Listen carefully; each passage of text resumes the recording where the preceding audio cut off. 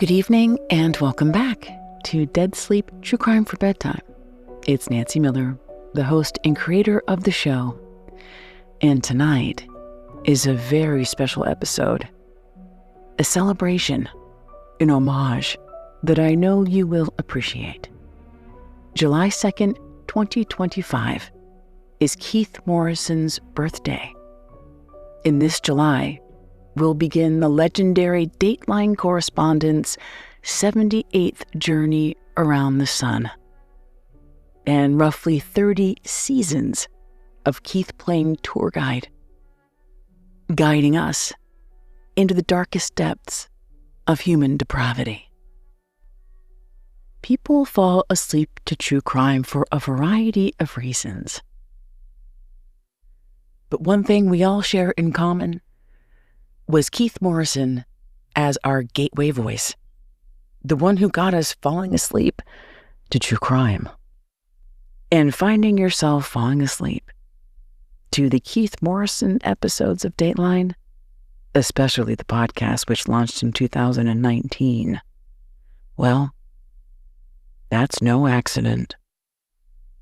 If you want to understand Keith's whole approach to true crime, it comes from a specific book, a masterwork, not Truman Capote's In Cold Blood.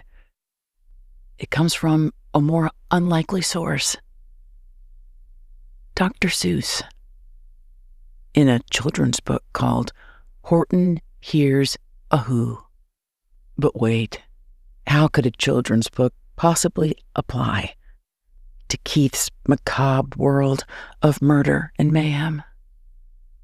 Well, in that book, there's a character, Horton, and he's an elephant. And that elephant, one day, discovers a person so small, tinier than a speck of dust. And Horton, the elephant, goes to great lengths to save this speck of dust's life. And why would Horton care about a teeny tiny person, a being he can't even see?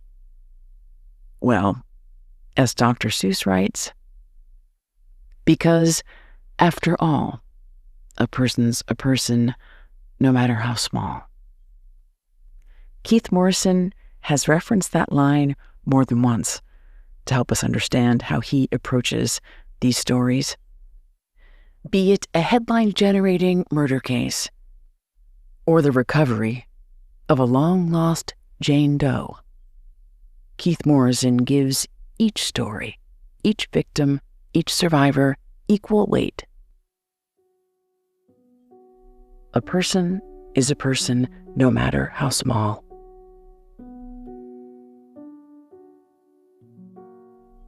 Keith Morrison, of course, is no speck of dust. He's larger than life. One of a kind, a pioneer in the true crime genre. People like to shorthand Keith Morrison as the granddaddy of true crime. But honestly, I don't think that does him justice. There is his voice, of course, his signature soothing baritone, a lilting cadence that's both cozy and curious. He's also a phenomenal interviewer, reporter, a brilliant writer. And what might be most inspiring, especially in this age where everyone's obsessed with youth, and we can feel washed up at 35.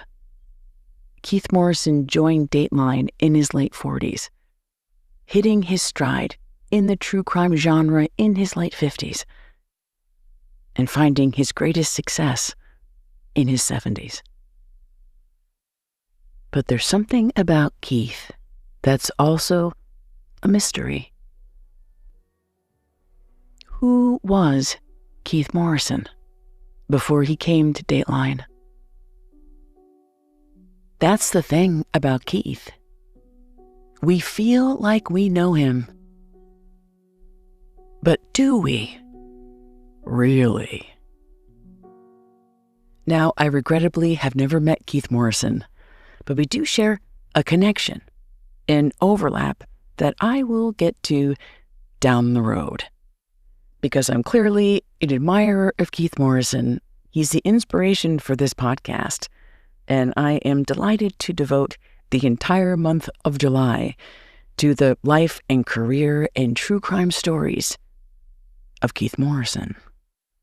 A Dead Sleep tribute that aims to do justice for the Mark Twain of murder, the great eminence of Grizzly. And over the next few episodes, you'll learn, as I did, that Keith is himself something of a mystery. Over the course of scores of interviews and podcasts, talking Dateline and old YouTube clips, Keith is like a human fortress. He dispenses facts, but rarely divulges his own deep personal feelings beyond his signature chuckle and an "aw shucks, I'm so lucky." But tonight we will retrace his winding path.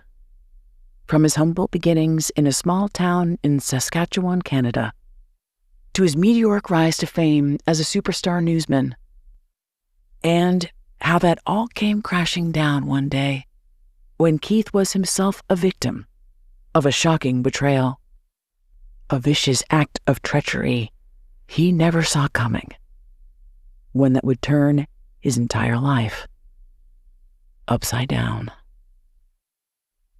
So tonight's episode is one of twists and turns, made specifically for anyone who tosses and turns. And this is, of course, The Thing About Keith.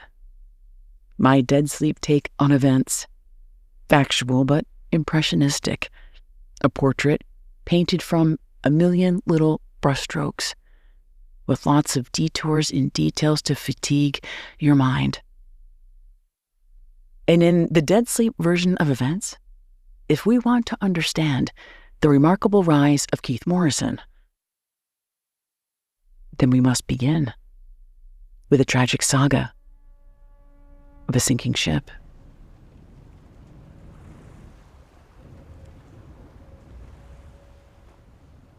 She was supposed to be the best there ever was. A class by herself. Big, beautiful, unbreakable, unsinkable. That was, of course, the fantasy. The reality was one big, ugly lie. April 14th, 1912, 11:40 p.m. Eastern Time. Day 4 of what was supposed to be a 6-day transatlantic voyage from Southampton, England to New York City, when a brand new ship, the RMS Titanic, containing 2,200 passengers and crew, struck an iceberg. The collision compromised the ship's starboard, the right side facing the bow, severely, irrevocably damaging the ship's hull, a gaping gash at the bottom of the ship, and, in what seemed like a millisecond, powerful currents and angry waves of the Atlantic Ocean roared in. Over the next 2.5 hours, the massive, majestic ship cracked in half like a children's toy, breaking into giant pieces, then disappearing, vanishing somewhere deep down into the dark waters. A boat the length of the Statue of Liberty, vanishing without a trace. And with it, taking 1,500 people in what would be the most infamous maritime disaster in history. And somewhere down there at the bottom was a mass grave that nobody could ever visit, because the location of the Titanic and those 1,500 lost souls, it was all a mystery for years, over 70 years, until a stunning discovery. In September of 1985, a team of ocean researchers used sonar and a submersible camera to scour the seafloor. The submersible first picked up images of debris on August 31st, then followed that debris trail like breadcrumbs along the ocean floor. The debris trail led to the real treasure. Just after 1 a.m. on September 1st, 1985, under more than 12,400 feet of water, that's just over 3.5 kilometers and nearly 2.5 miles, the Titanic's boiler was identified, and the location of the wreckage confirmed at last. The Titanic wreckage rested on the ocean floor roughly 370 miles, 600 kilometers, southeast of the coastal Canadian province of Newfoundland. The discovery was a feat, decades in the making. A cold case, more or less, solved. She, the Titanic, was found. This announcement led to joyous celebration, with media coverage from all over the world, including a Canadian news outlet, a nightly program called The Journal. On screen was one of the Titanic survivors, still alive in 1985, a 77-year-old woman. Her name was Ava Hart, who fled the Titanic with her mother in a lifeboat when she was just 7 years old. And she told her story to the angular-faced interviewer, the show's 38-year-old anchor, Keith Morrison. Now, this is early days. This is Muppet Baby Keith. The Keith Morrison we know hasn't formed yet, but you can see a glimmer of the Dateline Keith we would come to know and love when he started his news report with this line: "They were on their way to a new home in Winnipeg. They never made it." Sure, he had the lean, ectomorphic build, the fine swoop of hair. Back then it was sandy blondish brown, and those keen and curious blue eyes. But this Keith Morrison's demeanor, his affect on screen, it was a little stiff, stilted, as he asked the Titanic survivor a series of questions, almost yelling them out, as if he believed she were hard of hearing, speaking in what he would later refer to as his newscaster voice. Efficient, detached, direct. In response, the survivor told her account in short, blunt sentences, her clipped British accent making her words sound more severe, as if irritated by Keith Morrison and his probing questions. Like when he opened with, "What happened?" she replied something to the effect of, "I boarded the Titanic. You know the rest. It sank." Of course, he pressed on. What could she tell him about that night? What, he asked, did she remember? Though it had been 70 years, she remembered everything, from the very beginning.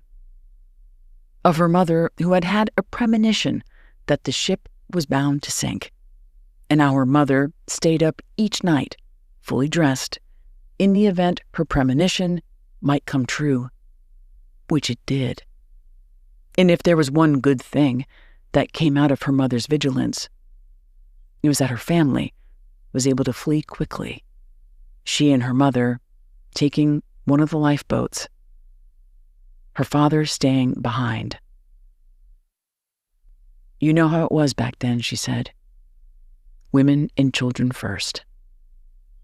But of course there were not enough lifeboats, and her father perished on the Titanic, along with 1,500 others, most of them men, some of the wealthiest, most successful men in the world, along with some of the most humble, hardworking Titanic crew.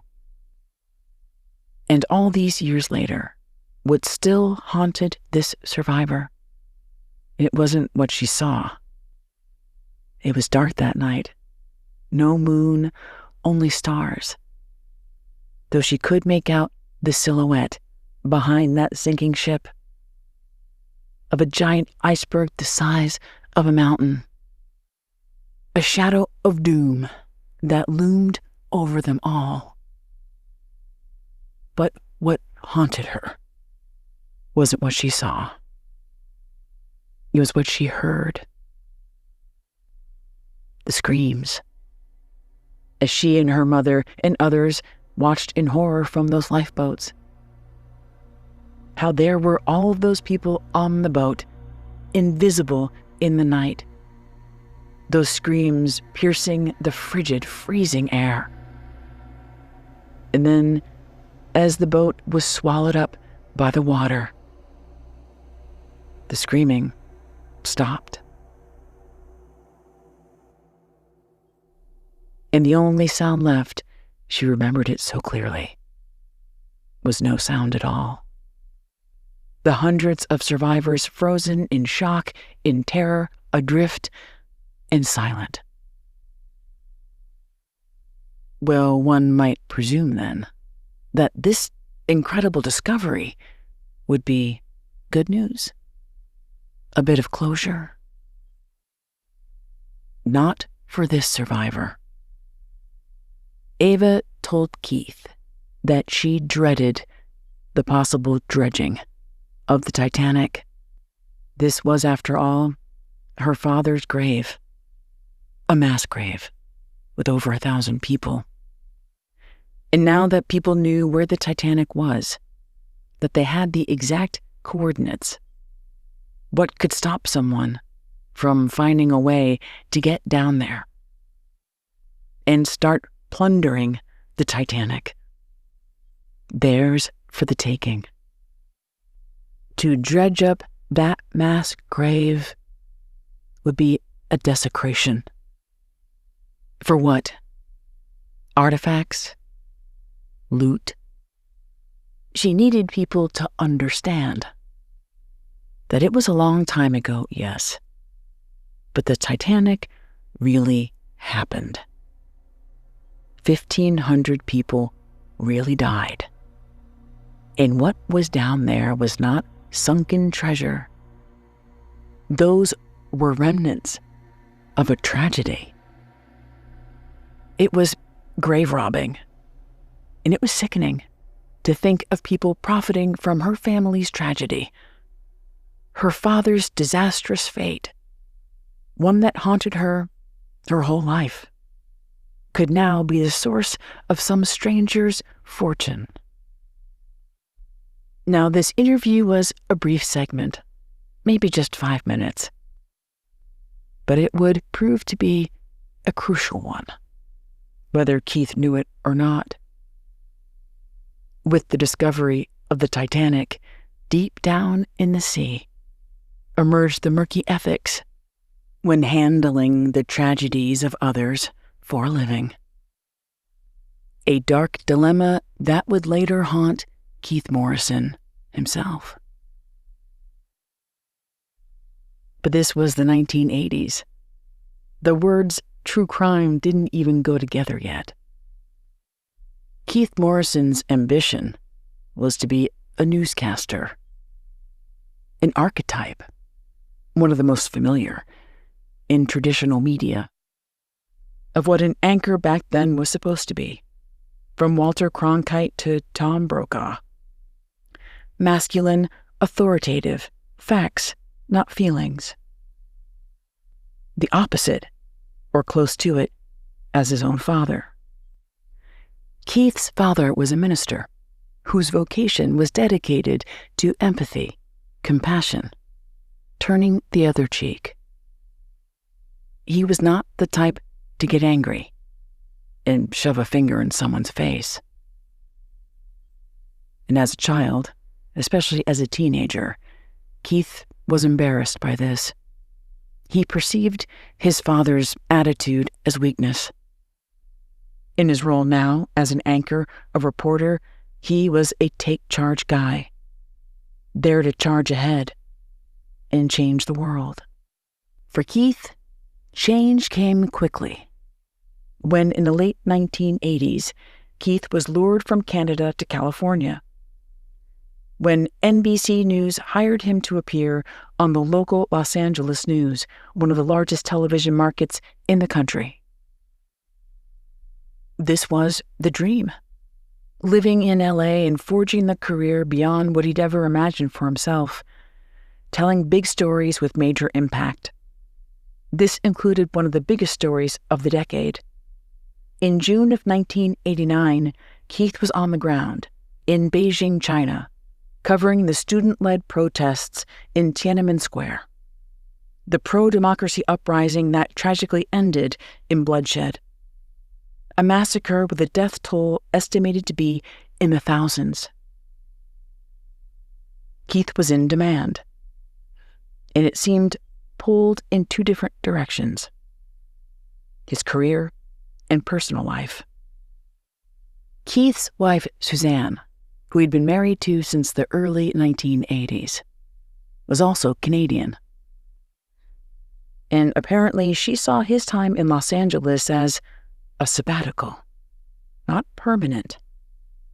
And now it was time to come home, back to their blended family of 5, including Keith's teenage stepson, Matthew Perry, who just happened to be finding success himself in television as a young actor.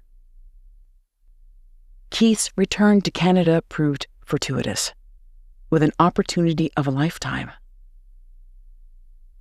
In the early 1990s, Keith joined one of the biggest news networks in Canada, where he was next in line for the top anchor spot. The lead anchor at the time was the king of Canadian news, Lloyd Robertson.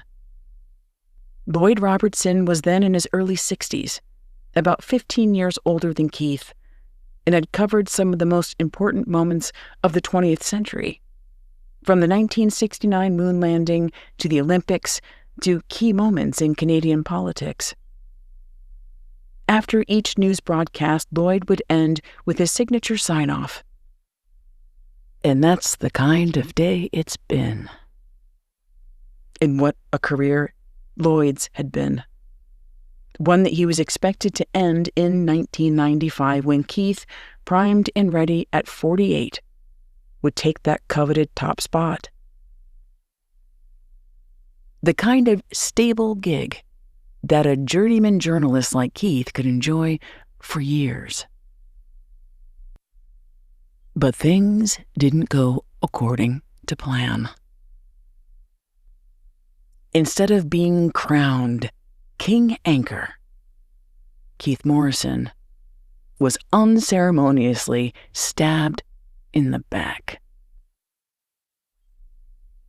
He would learn that Lloyd Robertson was not retiring. He was staying where he was in that anchor chair. And to add a twist of the knife in that bitter betrayal, Keith was fired. And this long career that he'd built, the training for that anchor spot, it was effectively over. This firing left Keith adrift. It would be NBC News that would come to Keith's rescue. They had a new show called Dateline, and they wanted Keith to be a part of it. The news world was changing. It was now a 24/7 news cycle, and to stand out, they wanted to create Dateline as an evening news magazine, an experience for the viewer, along the lines of 60 Minutes. And for those first 10 years, Keith did a variety of stories, from exercising with Jack LaLanne to winning an Emmy for his coverage of child soldiers in Uganda. For Keith, an Emmy was a real feather in his cap, but for networks, shiny statues were nice. But what NBC really wanted was ratings gold. And they couldn't help but notice that the stories that did best for the network for Dateline, they weren't the international stories about systemic injustice. No, what audiences really wanted were murder mysteries, ones that took place in small towns right here in America. Keith had misgivings. Covering current events was one thing, but this didn't feel right. It was like deep-sea diving to grave rob the Titanic. Plunging into people's worst moments and transforming them into mass entertainment.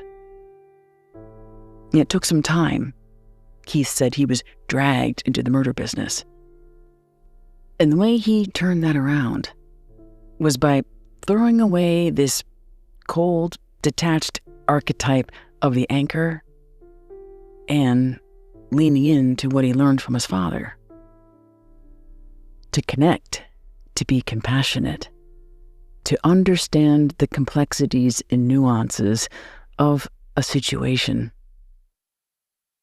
What makes Keith stand out is his transparency and integrity. You know almost exactly everything he's thinking in the exact moment he's thinking it. On his face, in his read, in his interviews. Usually, that's what we're thinking too. But right here, in real life, there are people who treat others worse than specks of dust. Victims, often women, treated like pieces of dirt. And it is now Keith, who's our real-life Horton, the elephant in the room, to make sure these stories get told. A person is a person, no matter how small. Stories that bring peace to families and strange comfort to us, the listeners. And over the next couple of episodes, you'll hear more about some of those best stories. One of Keith's favorites and most memorable, and one of my favorites that has that Keith connection. A degree or two away, but interesting nonetheless. So join me next week with another celebration, a tribute to Keith Morrison. And until then, nighty-night.